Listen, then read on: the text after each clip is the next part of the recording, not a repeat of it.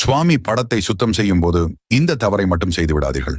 உங்களுக்கு கடவுள் பக்தி இருந்தால் இந்த சேனலை லைக் செய்து, உங்களுக்கு விருப்பமான கடவுள் சிவன் என்றால் ஓம் நமசிவாய என கமெண்ட் செய்யவும் நம் வீட்டின் பூஜை அறையில் இருக்கும்.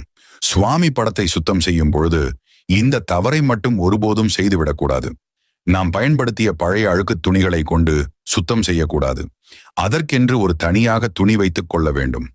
நாம் ஏற்கனவே வைத்துள்ள சந்தனம், குங்குமம் அவற்றை அந்த துணியால் துடைத்துவிட்டு ஒரு பாத்திரத்தில் பச்சை கற்பூரம், பன்னீர், ஜவ்வாது கலந்த நீரில் நினைத்து சுவாமி படங்களை துடைக்க வேண்டும். இப்படி நாம் செய்யும் பொழுது நம் வீட்டின் பூஜை அறையில் எப்பொழுதும் தெய்வீக மனம் வீசிக்கொண்டிருக்கும். நாம் செவ்வாய் அன்றும் வெள்ளி அன்றும் சுவாமி படங்களை துடைக்கக்கூடாது. அதற்கு பதிலாக திங்கள்கிழமை, வியாழக்கிழமை செய்துவிட வேண்டும். அதே போல மாலை 6 மணிக்கு மேல் சாமி படங்களை சுத்தம் செய்யக்கூடாது. இது போல செய்து வர நம் வீட்டில் என்றும் கஷ்டங்கள்